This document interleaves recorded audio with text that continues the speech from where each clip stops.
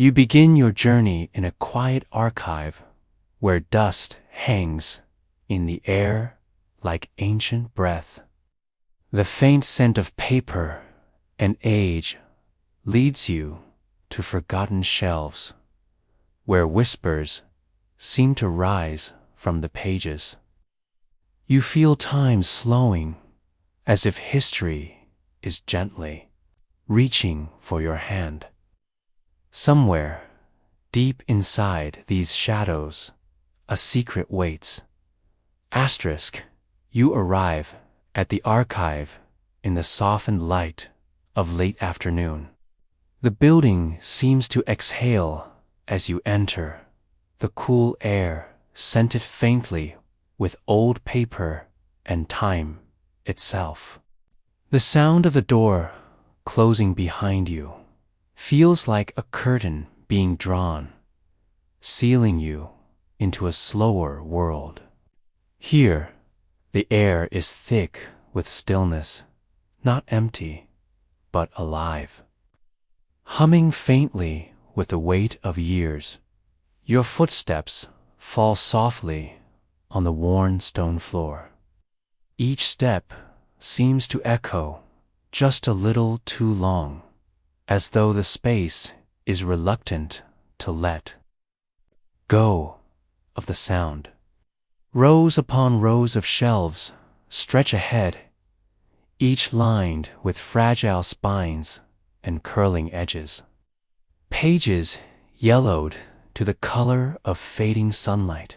Dust drifts lazily through beams of light that angle in from tall, arched windows, turning each particle into a tiny, floating star. You feel the urge to move slowly, as though hurrying would disturb something delicate, not just the papers, but the memories they carry. There's a quiet reverence here, the kind of silence that invites you to listen, not for what is loud, but for what is hidden. And somewhere in that quiet, there are whispers. They are not voices in the usual sense.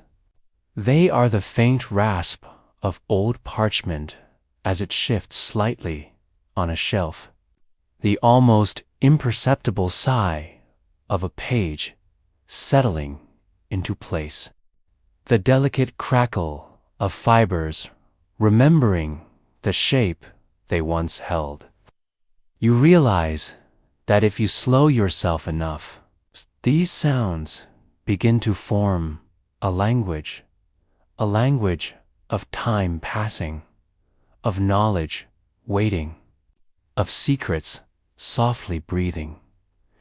You run your fingertips gently along the spine of a large leather-bound book. The texture is dry and warm, like skin that has known the sun long ago, but now rests in shade. A small cloud of dust rises at your touch, swirling and shimmering before settling again. You take a slow breath in, and it feels like inhaling the centuries. Somewhere deeper in the archive, you sense there is something specific calling to you. It isn't a sound exactly, nor a sight, but an alignment, a subtle pull. Like how your body knows which way is down when you close your eyes. You follow it, winding between shelves, letting your hand trail gently across wood polished smooth by generations of seekers. You notice the order here, labels written in careful script, symbols that seem both familiar and strange. Some shelves hold thick formal tomes. Others are crowded with thin rolls of parchment bound in faded cloth. The further you walk, the more the light changes, softer now, diffused. As though filtered through layers of memory, you stop before a narrow section tucked into a shadowed alcove. The shelves here are less orderly, the arrangement not quite fitting the rest of the archive's careful pattern. You tilt your head, studying the uneven stack of scrolls. There is something in the way they rest, almost leaning toward you as though they have been waiting. You slide one from the shelf. It is surprisingly heavy, the cloth wrapping rough against your palms. The knot that holds it is loose, easy to untie. When you do, the fabric falls away to reveal a sheet of something thicker than paper, fibrous, with a faint shimmer that catches the dim light. As you unroll it, the dust that had been resting in its folds rises and dances upward, swirling in slow spirals before dissolving into the air. Your eyes trace the markings. At first, they seem abstract, circles nested within circles, lines intersecting in precise angles, delicate curves threaded with tiny notations in a script you don't immediately recognize. The ink, though faded, still holds depth, as though it was laid down not just to be seen, but to endure. You lean closer, and a strange thing happens. The patterns seem to arrange themselves in your mind. You don't know the language, yet some part of you begins to understand the intention. You see movement in the curves, a sense of direction in the lines, like the way a bird's wings arc in the sky. It is not a picture of a thing, but a map of how that thing becomes alive in the air. Your breath slows. There is a feeling, almost physical, of connection, not just to the blueprint before you, but to the mind that drew it, steady, patient, certain. You imagine the hand that held the brush or stylus, the eyes that measured and marked, the heartbeat behind each decision. You are not just looking at a diagram. You are in the presence of intention, preserved across centuries. You think about dust, how it is made of fragments of everything: stone, cloth, skin, pollen, ash, how each particle carries a trace of a place, a moment, a life. This dust, the dust that rests on the blueprint and the shelves around you, might carry fragments of the workshop where this design was first unfurled, or of the air in a place where machines once rose into the sky. And now it carries your breath, too. You gently roll the blueprint back up, cradling it in both hands. It feels almost alive, as though warmth lingers in the fibers. You glance back toward the rows of shelves, sensing now how many other quiet treasures might be hidden here. But this one feels different. You wrap it once more in its faded cloth and tuck it into the crook of your arm. It is not heavy now, not in the way it was a few moments ago. Instead, it feels balanced, as though some of its weight has shifted into you.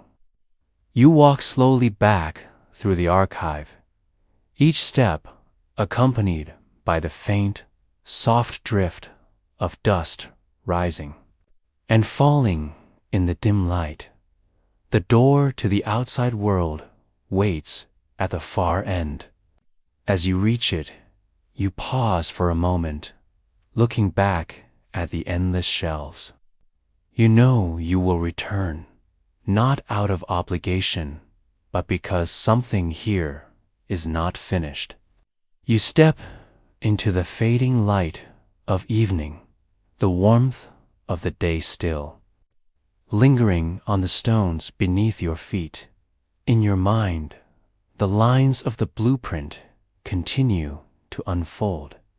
You can almost hear the air moving through its design, almost feel the lift beginning under imagined wings. And somewhere ahead, beyond the quiet streets and the edge of the city, the sky seems just a little closer, as if it too has been waiting for you. But before you can lift your eyes fully to it, a thought rises, gentle but insistent. These designs are not just for looking at. They are for something else entirely, and that something begins with the sky. Asterisk, you trace stories carved in stone, telling of chariots that touched the clouds. These are not dreams, but memories of flight before our own. You imagine the wind on your face, the hum of a craft rising on the horizon. In each telling, the skies feel closer, more possible. Asterisk, the blueprint you carried from the archive still lingers in your mind. The arcs, the circles, the steady lines that seem to hum with purpose. But tonight, as you sit by the soft flicker of a candle, you realize the lines alone are not the story. They are a doorway. And beyond that doorway lies a world far older than your own. You close your eyes and let the candlelight dance through your thoughts. The sound of the street beyond fades. In its place, you begin to hear another sound, the faint clink of chisels, the rhythmic beat of hammers shaping stone. You are standing now, not in the archive, but in a courtyard open to a blazing sun. Around you rise pillars carved with images that catch your breath. There are figures of people, their faces calm yet intent, their eyes tilted toward the heavens. Above them, carved into the stone with meticulous care, are shapes unlike anything you have seen before. Vessels, long and curved, some with great wings that stretch like the arms of birds, others shaped like discs, their edges adorned with patterns of flame and light. The stone tells a story. You run your fingers along the carved lines, feeling the depth of each groove. These are not idle decorations. Every curve, every mark feels deliberate.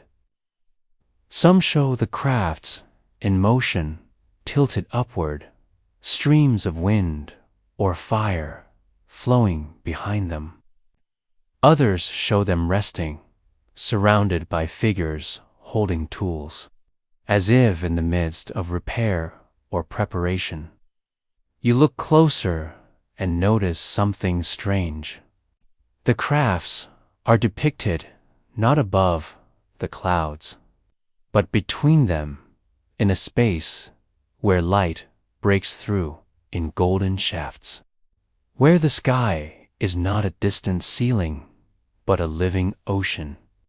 It is as if the ancient artists wanted you to see flight not as a journey away from the earth, but as a way of being within the sky. A guide appears beside you, not in body, but in the way certain moments in dreams take shape without question. Their voice is calm, carrying the weight of someone who has seen centuries pass. They were not imagined, the voice says. They were remembered. You glance at the carvings again. They do not feel like fantasies. There is a confidence in their lines, a precision that suggests first-hand knowledge. If they were dreams, they were dreams informed by touch, by the feel of wind pressing against a vessel's side, by the sound of air rushing past. The guide leads you through a narrow archway into a chamber dimly lit by shafts of sunlight slipping between stone slats. Here, the walls are covered in painted scenes. Time has faded the colors, yet the images remain vivid. You see fields stretching to the horizon, dotted with what look like launch towers. You see gatherings of people beneath, the shadows of machines resting on great platforms, and there, a scene that stops you.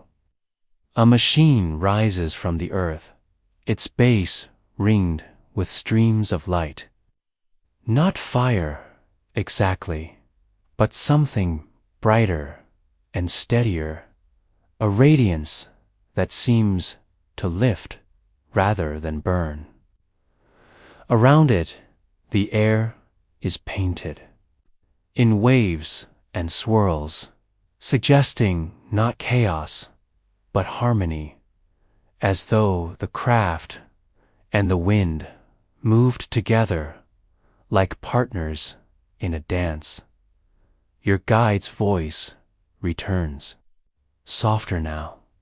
We built them not only to travel, but to speak with the sky. Flight was never meant to be an escape. It was meant to be a conversation. The words settle into you slowly, beneath your gaze. Could they be the written form of that conversation, a language between air and machine, between human hands and the open sky? The guide points to a section of wall where the paint has faded almost entirely. At first, it seems blank, but as your eyes adjust, faint outlines emerge, diagrams, drawn with the same precision you saw in the blueprint. You recognize them now, cross-sections of vessels, annotations in symbols, markings of balance and proportion. They hid them, the voice says, because they knew the sky is a gift that can be stolen. You feel a slow, deep ache at those words.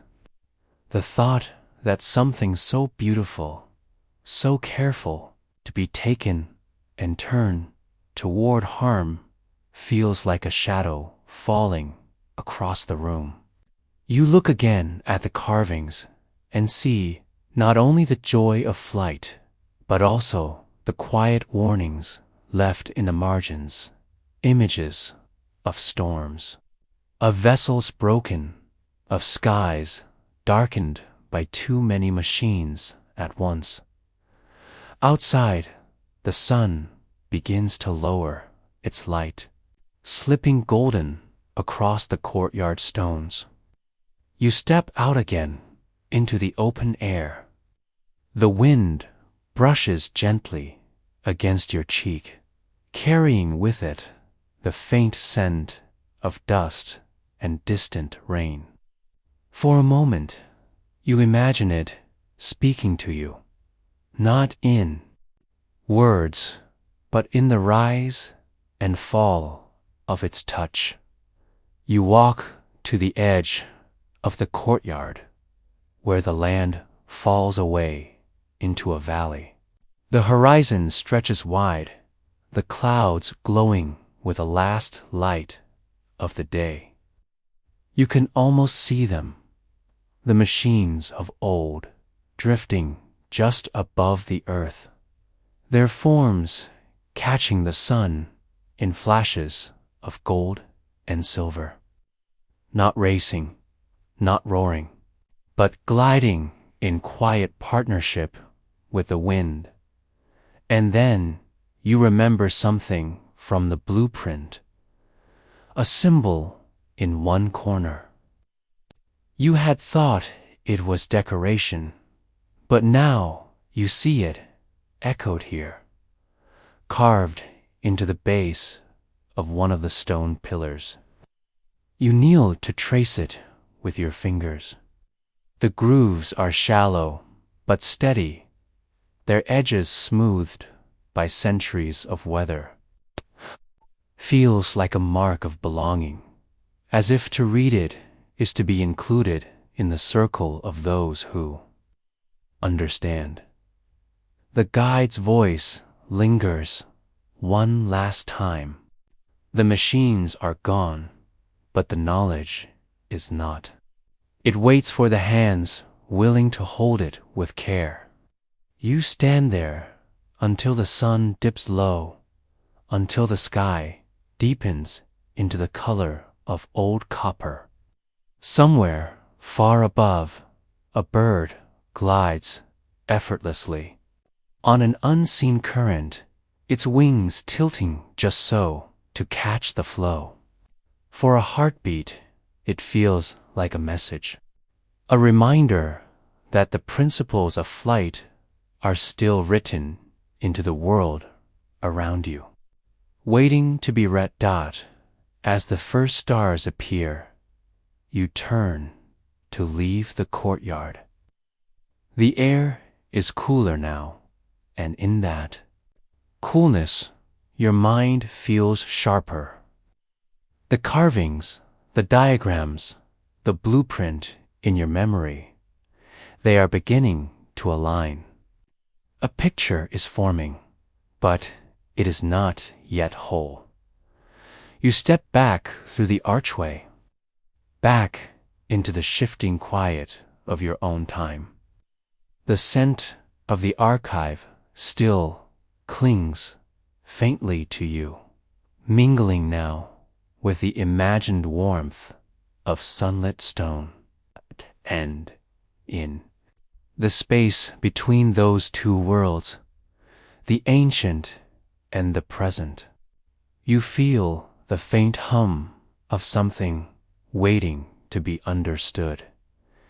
You think of the next piece of the puzzle, of the shapes within the blueprint, and how they might mirror the very patterns of air itself. And as you walk, you realize you are not heading home just yet. The night is beginning, and somewhere ahead lies the geometry of flight. You explore the shapes hidden in the blueprint's circles, triangles, spirals, each humming with quiet intention. These are not just drawings, but a language written in angles and arcs. As you follow their curves, you begin to feel the mathematics of air and lift. Like music, only the sky understands. Asterisk, the memory of the stone courtyard still lingers. The sun-warmed pillars, the carvings of vessels poised between earth and cloud. Yet it is the blueprint, tucked into your thoughts like a folded wing, that calls you now. You return to the quiet of the archive, the door closing behind you with the same soft thud as before. The air smells of dust and wood, of time stored in careful stacks. You take a seat at a long wooden table, its surface smooth from years of hands resting here in study. The blueprint lies before you, unrolled with deliberate care. At first glance, the page is simply a collection of lines, precise, steady, deliberate. But the longer you look, the more it begins to move. Circles open into spirals. Straight lines bend into arcs. The geometry is not static. It seems to breathe. You trace one curve with your fingertip, noticing how it widens gradually, then narrows again, as though it were shaped by the invisible hands of wind. Beside it, a series of triangles interlocks in a repeating pattern, each one a fraction smaller than the last, like steps fading into distance. Somewhere in your memory, a simple truth stirs. The air is not empty. It is a fluid as real and present as water. When a shape moves through it, the air moves too, curling, pressing, rushing around edges. The blueprint seems to capture this, not in numbers or formulas, but in forms you can feel with your eyes. A circle here is more than a circle. It is the perfect, unbroken path that air takes when it flows without obstruction. A triangle is more than a triangle. It is the balance between stability and speed, the sharpness that cuts through the air. Push of wind. Spirals are more than decorations. They are the shapes the air itself draws when it twists and folds in motion. You remember watching a bird once, hovering just above the ground on a windy day. Its wings hardly moved, yet it held its place effortlessly. The angle of each feather, the tilt of its body, all were in harmony with the invisible currents around it. The blueprint feels the same, not a plan for forcing air into submission, but for working with it, listening to its shape and responding in kind. The inked lines are not labeled in any language you know, but their relationships speak for themselves. Angles are mirrored, distances repeated. There is a rhythm, as if the designer understood that flight is as much music as it is mechanics. You close your eyes and imagine the blueprint not as a drawing on a table, but as something built, rising into the air. The curves become wings that catch the light. The spirals become the twist of air trailing behind. The triangles become the silent agreements between craft and wind. I will cut, you will flow. I will rise, you will hold me. Your mind drifts to the thought of how nature has solved these problems for millions of years. The nautilus shell spirals outward in perfect proportion, balancing strength with growth. The seed of a maple tree spins as it falls, turning descent into a slow dance with the air. The hawk tucks its wings for speed, then spreads them wide to glide. All of them follow the same geometry, not because they were taught, but because the world itself shaped them that way.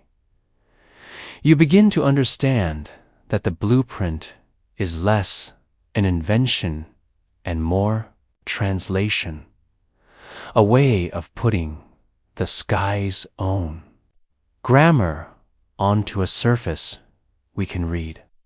And, as with any language, there is a beauty in the spaces between the marks. In what is left unsaid, in the upper right corner of the page, a small spiral seems almost hidden, tucked beside a larger arc. You lean closer and realize it is drawn with even more care than the rest, its coils tightening toward the center with precise spacing.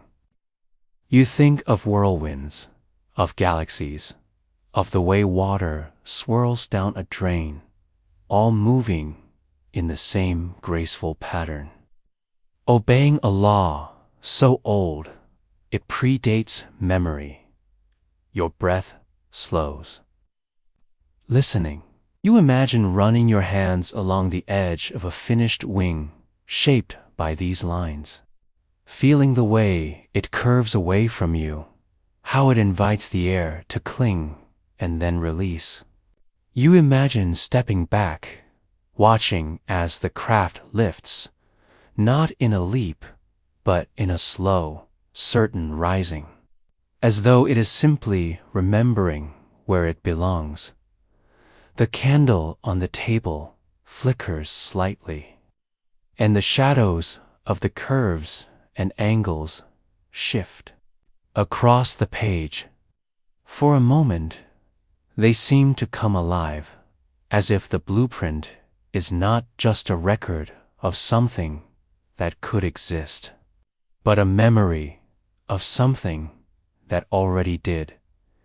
You rest your palms flat on the table and lean back, letting the image settle into your mind. The blueprint is not finished, not because the lines are incomplete, but because the final shape will only be revealed when it meets the air. Like a song that exists fully only when it is sung, these designs wait for the wind to bring them to life. In that thought is a kind of humility. Flight, the blueprint seems to say, is never owned. It is borrowed, a brief agreement between the earth and the sky, written in geometry and carried out in motion. Your gaze drifts to the lower edge of the page, where a faint series of marks lies almost hidden in the border.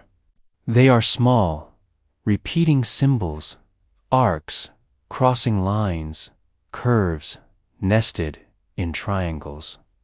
You realize they are not just decoration. They are instructions, but not for building. They are for aligning, for placing the craft into the air in a way that will allow it to listen to the wind from the first moment. The thought makes you shiver, though the room is warm. To follow these marks is not just to build a machine. It is to enter into a relationship with the invisible forces above you. You roll the blueprint closed again, careful not to crease it, feeling its weight shift slightly in your hands. You know now that the next step is not to study more lines, but to step outside and feel the air itself, to understand the substance. These shapes were made to embrace. Somewhere, just beyond the walls of this quiet room, the wind moves freely, touching trees, rooftops, and the open spaces between. To know that geometry is one thing. To feel its partner, the breath of the wind, is another entirely. Asterisk, you step outside and feel the air on your skin. The same wind that touched ancient pilots now brushes against you. Here, in its invisible streams, you begin to sense the dance of molecules, the lift of wings, the flow that carries both bird and machine. Asterisk, the blueprint rests safely in its scroll, but the lines still hum quietly in your mind. Shapes, angles, spirals, all of them waiting for their partner. You leave the table, the shelves, the dim candlelight, and step into the brighter air beyond the archive door. The first thing you notice is the sound. The wind does not arrive all at once. It greets you in layers.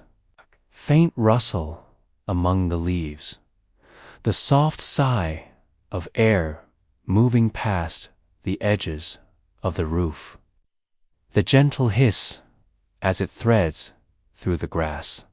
It is a sound older than language, yet one your body seems to understand immediately. You pause on the threshold and let it meet you.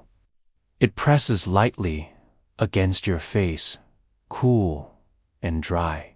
You can almost imagine each molecule a tiny traveler, moving at unimaginable speed, bumping gently against your skin before hurrying on. You remember that the air is not still, even on the calmest days. Its particles are always in motion, vibrating with energy. What you feel as wind is simply the organized movement of that restless sea. You take a slow step forward, and the breeze shifts. Now it moves across your hands, curling around your fingers as if testing their shape. You think of the blueprints, curves, and angles, how they seemed to invite the air to follow them. This, you realize, is the other half of flight, not only the craft, but the medium in which it lives. High above, a bird tilts in the open sky. Its wings are still, yet it drifts upward in a smooth arc. It has found a rising current, a column of warmer air that lifts it without effort. You recall the word for this, a thermal, warm air being. Lighter rises, and skilled wings can ride it higher without a single beat. You watch as the bird circles slowly, each loop carrying it farther into the blue. You wonder if the ancient pilots felt this same lift, this same invisible hand beneath them. The wind shifts again, stronger now, tugging gently at your hair. You notice how it curls around the edges of the buildings, how it slows and eddies behind walls.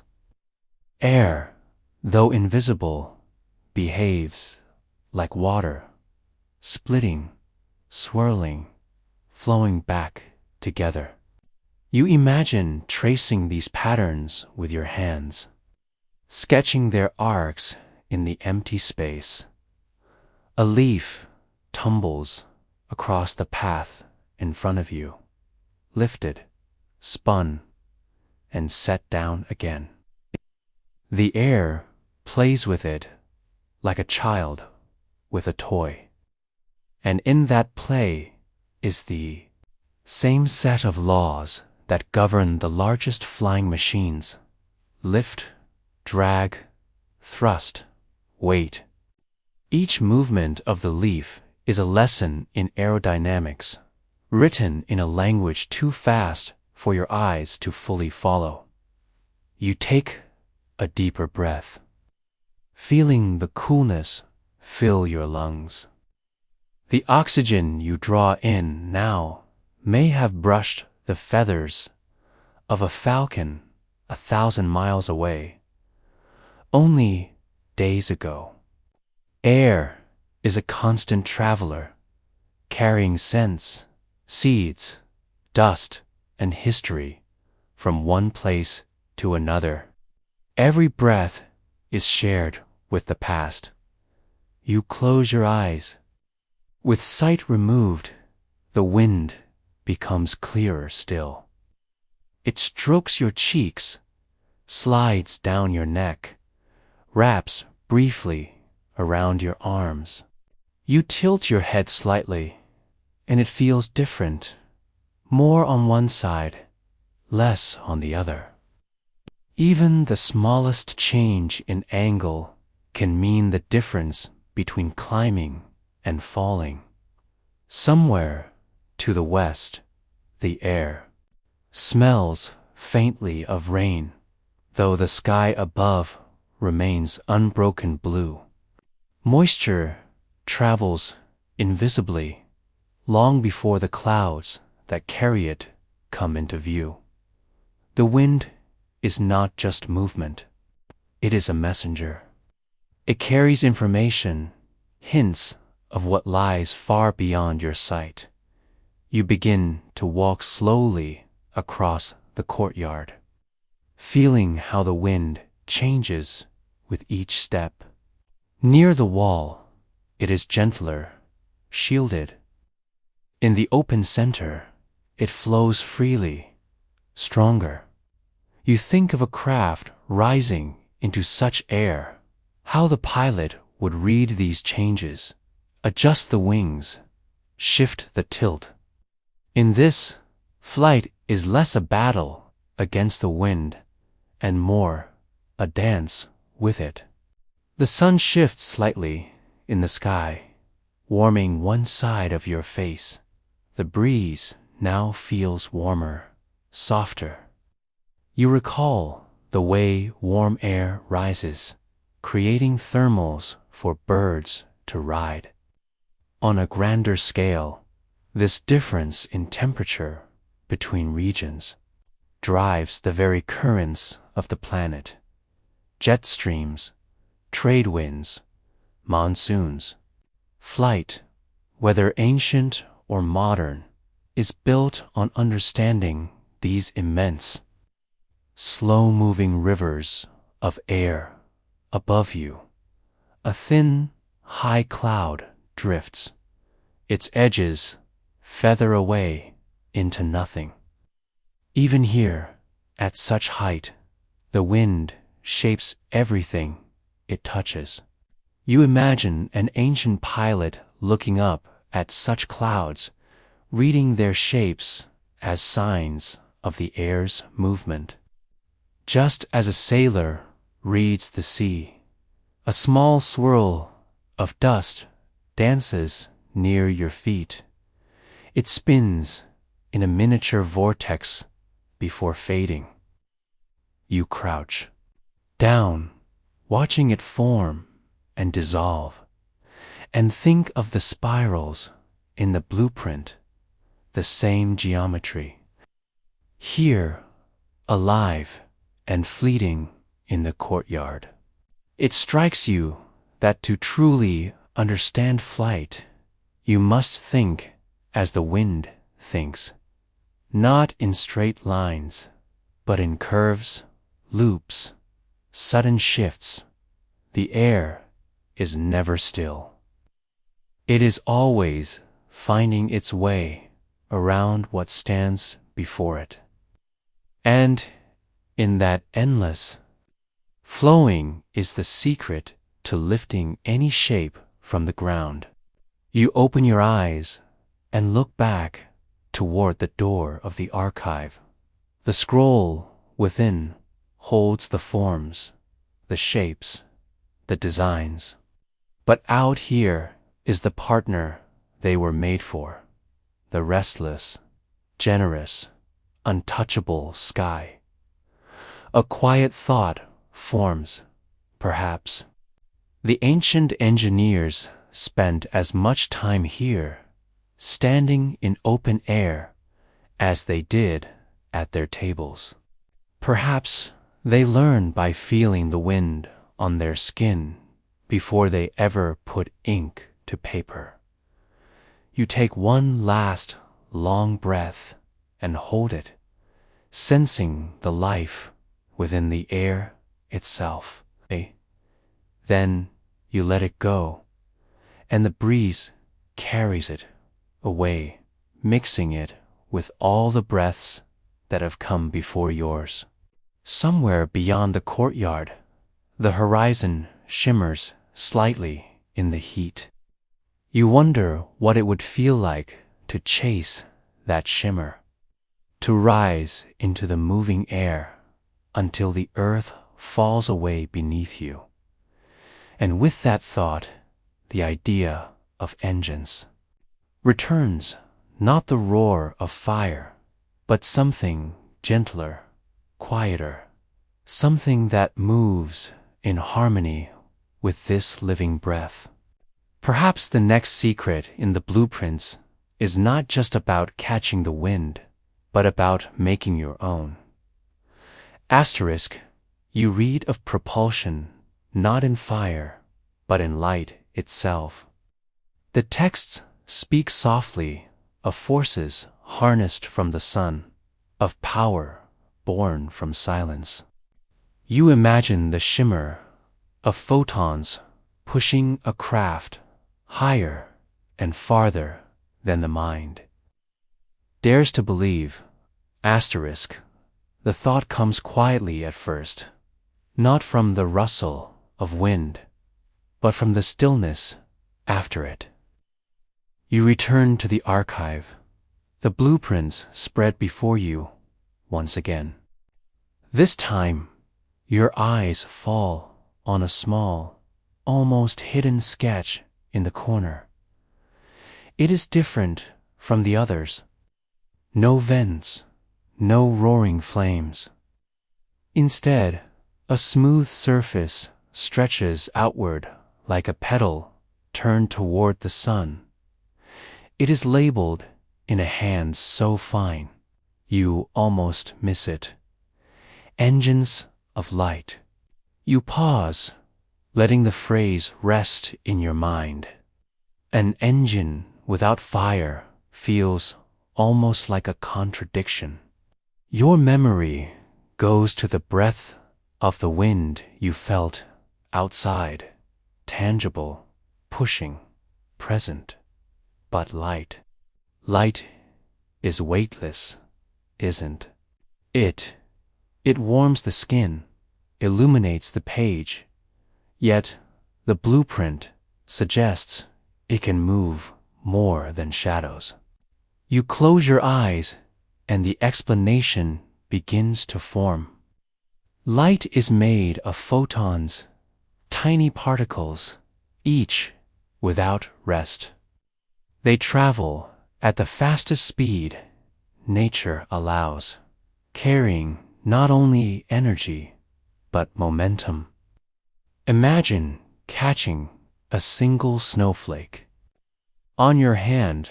Now imagine catching a steady river of them, each so small you cannot see them individually. Over time, they press, gently, persistently, enough of them, and the push becomes real. Your fingers trace the petal-like design in the sketch. It is curved as if to catch light the way a sail catches wind. A solar sail, the modern mind might call it, a surface so wide and light that the momentum of photons can nudge it forward. No fuel burned, no smoke trailed, only silence and the steady, invisible hand of sunlight. You think of ancient sailors at sea. They did not row across oceans. They let the wind do the work, harnessing a force that already moved freely across the world. Perhaps the engineers of these blueprints imagined something similar, not the ocean's wind, but the sun's wind of light flowing endlessly from the heart of our star. The more you consider it, the more the poetry of it unfolds. A craft that grows faster the longer it drifts. No need to stop for fuel. No weight of engines heavy with metal and oil. Just a wide, shining surface opening like the wing of some celestial bird, rising into the open sky and beyond and beyond.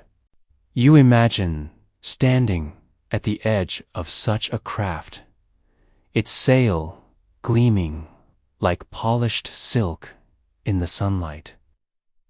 Around you, there is no roar of combustion, no trembling metal, only the faint hiss of particles meeting the sail's skin.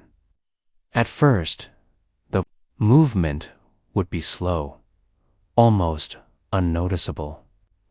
But unlike engines that tire as their fuel burns away, this one would grow stronger, faster, over days, weeks, months. The patience of the universe is the fuel. Your thoughts drift further. Could the ancients have known of photons? Perhaps not in the way modern science names them, but they might have understood the principle. Light carries warmth. Warmth can move air.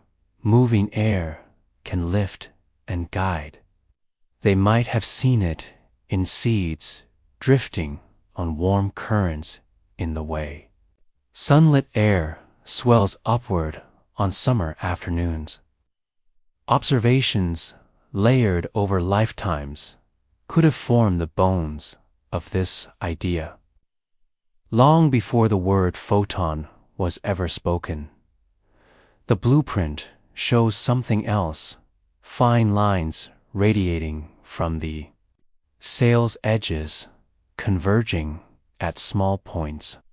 You imagine these as control threads, adjusting the angle of the sail to guide its path. For even in the emptiness above the air, direction matters. To face the light correctly is to move where you wish. To face it poorly is to drift into nothing. You picture the launch of such a craft. It begins not with a rumble of rockets, but perhaps with the help of the wind, carried aloft by some gentler method until it floats high enough for the sunlight to take hold. And then, slowly, quietly, the journey begins. Your heart lingers on the silence. There is something profoundly calming in the thought of traveling without noise, without the violence of engines forcing their way forward. A journey not taken against nature's forces, but alongside them, letting the universe's oldest light be both guide and companion. You recall a truth from physics. Light from the sun takes just over 8 minutes to reach Earth. Every beam you see, every warmth you feel, is 8 minutes old. The light pushing on such a sail would have left its source when you were thinking of something else entirely. In this way, the sail is always catching the past, riding energy born in another moment. There is another thought, one both humbling and thrilling. Sunlight never runs out. Stars will burn for billions of years, sending their light outward. A craft that knows how to drink in that light can wander endlessly, across planets, across emptiness, across time itself. You run your fingers along the parchment edge. There is something almost spiritual in the idea that flight could come not from fire, but from illumination. That instead of consuming stain, such an engine would simply receive an openness rather than an extraction. Your mind drifts back to the open courtyard where the wind met you.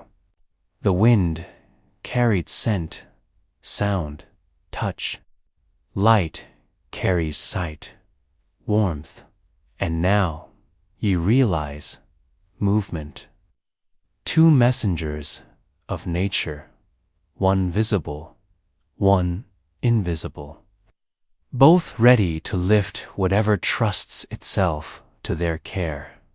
Perhaps that was the lesson of this chapter in the blueprint, that there is more than one way to rise. That power can come not only from force, but from patience. That the gentlest hand, when given time, can move the farthest. The candle beside you has burned lower, its flame small but steady. Even it is an engine of light in miniature, sending photons outward in all directions, carrying the faintest push against the surfaces they meet. It is not enough to move a craft, but it reminds you the principle is always here, all around you. You lean back, closing your eyes. The image of the gleaming sail remains, stretched wide against the black of space, the sun filling it with invisible motion. It drifts farther, faster, carried by a force so soft you would never feel it on your skin, and yet, given time, it can cross oceans of darkness in your mind. The scene shifts. The craft is no longer far away. You are aboard it, feeling the quiet hum of motion without sound. The sun glows behind you, its rays brushing the back of the sail like the breath of a giant. Ahead lies nothing but openness, and the gentle certainty that you are moving forward. You let the thought settle. Perhaps the ancients did not only dream of rising above the earth, but of leaving it entirely. Perhaps the sky machines were not only for clouds, but for the stars. Somewhere in the next blueprint, another page waits. It does not speak of sails or sunlight, but of something else, a place between ascent and descent, where weight vanishes and the body floats like a thought. Asterisk, you close your eyes and drift into the stillness between ascent and descent. Here, there is no weight, no ground, no sky, only the gentle balance of motion and rest. In this floating world, you understand why flight has always been a dream of the soul. Asterisk, it begins as a pause. Not the pause of stopping, but the pause of suspension, that perfect instant between one movement and the next. The solar sail drifts through your thoughts still, its wide surface pulling you steadily onward. Yet now you imagine another feeling entirely, what it is to let gravity's hand loosen, until you are neither falling nor rising. You picture yourself in an open space, so vast that up and down lose their meaning. The earth is far below, the curve of its horizon soft and blue. You are moving, yes, always moving, yet there is no sense of pressing against anything. It feels instead as though the universe has cupped you in its palm, holding you steady between breaths. The weightless moment is not an invention of dreamers alone. It happens in the real world, in the quiet geometry of motion. Astronauts experience it when their spacecraft falls around the Earth at just the right speed, so that their descent matches the planet's curve. They are always falling, yet they never get closer to the ground. This is orbital freefall, a dance with gravity, where the steps cancel the pull. You imagine the feeling in your body, the absence of the constant downward tug you have known since birth. Your limbs do not drag. Your breath does not push against your chest. Each movement is a whisper, sending you drifting gently through the space around you. The air, if there is any, carries you with the lightest touch, even here on Earth. Brief echoes of this moment can be found. Divers feel it when they hover neutrally in deep water, perfectly balanced between sinking and floating. Skydivers know it in the instant after the leap, before the air catches them fully. For a heartbeat, everything is still dot in the ancient blueprints. There is a sketch that feels like a dream of this state. No sails, no wings, only a chamber drawn in delicate cross-section with human figures inside. Round them, small dots, and lines swirl as if representing a suspension, a holding. Perhaps the designers knew that flight was not only about movement, but also about release, the letting go of weight itself. Weight, you realize, is a story your body has told you every day. It is the conversation between your mass and the Earth's pull. To be without it is to be without a familiar voice in your ear. In weightlessness, your mind must learn again what it means to move, to orient, to belong in space. You let the thought drift deeper. What would it feel like to sleep in such a place? No mattress beneath you, no blanket pressing down. You could close your eyes and simply float, your body untroubled by pressure points or the slow ache of holding yourself upright. Dreams would feel lighter, to each one unanchored, wandering more freely than before. The science of this state is precise, yet the experience of it feels almost spiritual. In weightlessness, there is no up to chase, no down to avoid. Body is freed from the endless small negotiations with gravity, those unconscious shifts and counterbalances. You make every second of your life.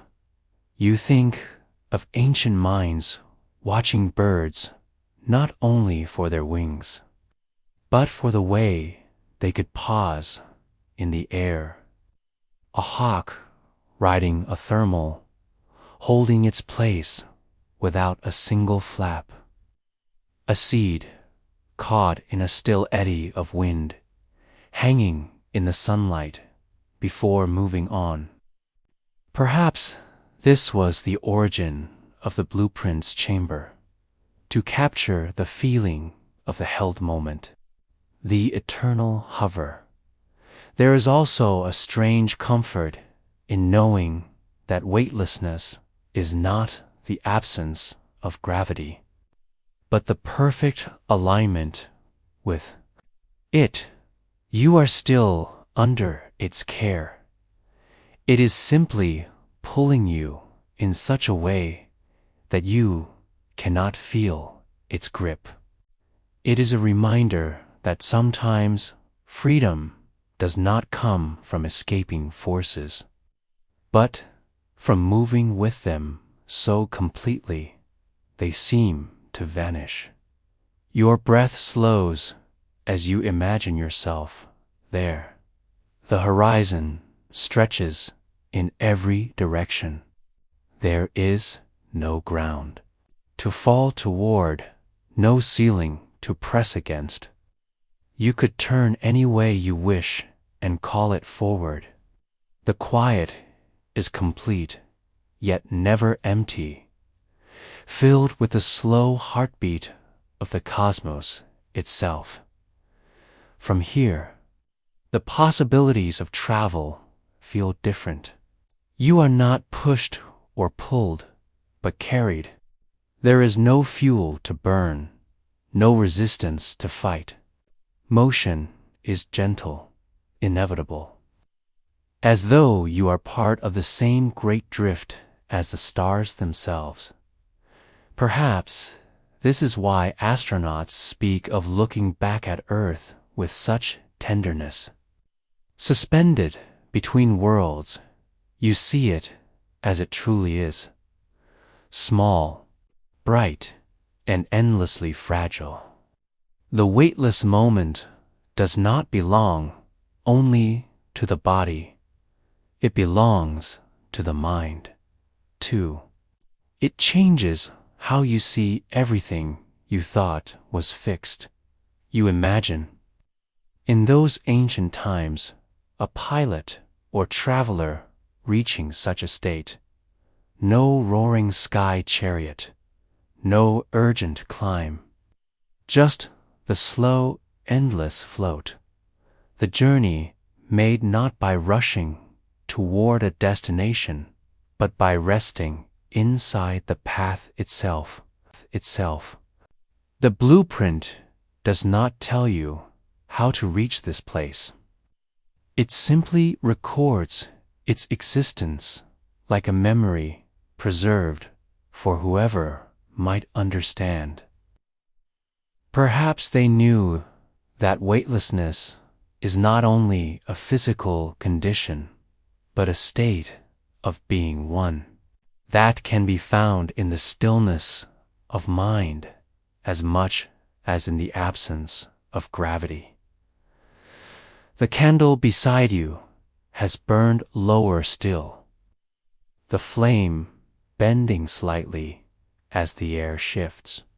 You wonder how it would behave in a weightless world, its fire forming a perfect sphere of light, wrapping itself in its own heat, untroubled by the pull of earth. You breathe slowly, imagining that sphere of flame drifting beside you in the silent chamber. Your body is light, your thoughts even lighter. You understand, in some quiet way, that the dream of flight may have always been about this moment, not the departure, not the arrival, but the endless suspension in between. Yet, even here, in the gentlest stillness, the journey calls. For there are other truths hidden in the blueprints, truths about knowledge itself, how it moves through time, how it can be lost and found again, and how shadows often guard the brightest ideas. Asterisk, the blueprints now rest where you first found them, quiet, patient, untouched by the rush of days. Their lines still hum softly, as if waiting for a hand that understands both the beauty and the burden they carry. You close your eyes and see them not as machines, but as mirrors, each curve and angle reflecting the same truth, that the dream of flight is older than language, older than stone, older than the names we give to stars. Some say secrets are meant to be hidden. Others say they are meant to be shared. Perhaps the oldest secrets are not truly either. Perhaps they are meant to be carried quietly until the world is ready to listen. You step away from the pages, yet they do not leave you. They are etched now into the soft blueprint within, in the shape of your breath when you look at the night sky, in the way your heart stirs when you feel the wind's invisible hand, in the silent moment when your thoughts grow light enough to drift, and as sleep gathers around you, you realize the truth was never in the drawings alone. It was always in the space between them, a weightless moment held forever in the mind of the one who dares to dream.